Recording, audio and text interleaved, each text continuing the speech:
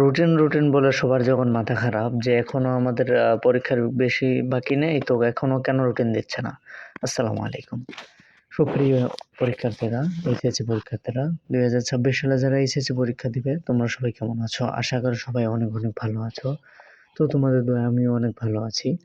তো তোমাদের পরীক্ষার বেশি একটা বাকি নেই, 2 থেকে আড়াই মাসের মতো।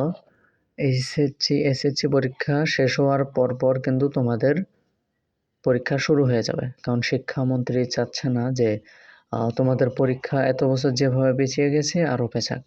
তো তারা চাইতেছে যে তোমাদের পরীক্ষাটা যেন আরো এগিয়ে আসুক এবং সময় নষ্ট না হোক, তোমরা যেন সঠিক সময় পরীক্ষা দিতে পারো, এবং তারা যেন শিক্ষা ব্যবস্থাটাকে এত বছরে যতটুকু পিছিয়ে গিয়েছিল সেটাকে যাতে তারা এগিয়ে নিয়ে আসতে পারে।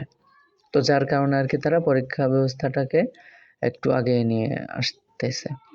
তো যাই হোক, তো এখানে কথা হচ্ছে এখনো তোমাদের রুটিন দিচ্ছে না। তো দেখো, অনেকেই ভিডিও বানাচ্ছে যে রুটিন দিচ্ছে না, তোমরা অবহেলিত ব্যাচ, এই সেই হেন তেন। তো এখানে আসলে হয়েছে কি যে এসএসসি পরীক্ষা তো বেশি একটা বাকি নেই, তো সব এই তাদের জন্য যে সকল কাজগুলো আছে সেইগুলা করতে গিয়েই কিন্তু এইখানে একটু তোমাদের জন্য একটু ঝামেলা হয়ে গেছে। তো দিয়ে দিবে 2-1 দিনের ভেতরে, 2-4 দিনের ভেতরে হয়তোবা দিয়ে দিবে তোমাদের রুটিনটা। তো রুটিন না দিলে কি হয়েছে? তোমরা তো রুটিন ছাড়া তোমরা যা পড়বা তোমাদের কিন্তু সেটাই ভালো। রুটিন যখন আসবে তখন তোমাদের হাতে কিন্তু হিসাব করা দিন থাকবে। পরীক্ষার রুটিন যখন আসবে তোমাদের তখন কিন্তু হিসাব করা দিন থাকবে যে এতদিন থাকতেছে আমার। তো এখন তোমরা টেনশন ছাড়া পড়তে পারো, তো ভালোভাবে পড়বা, টেনশন ছাড়া তোমরা পড়তে পারবা এখন।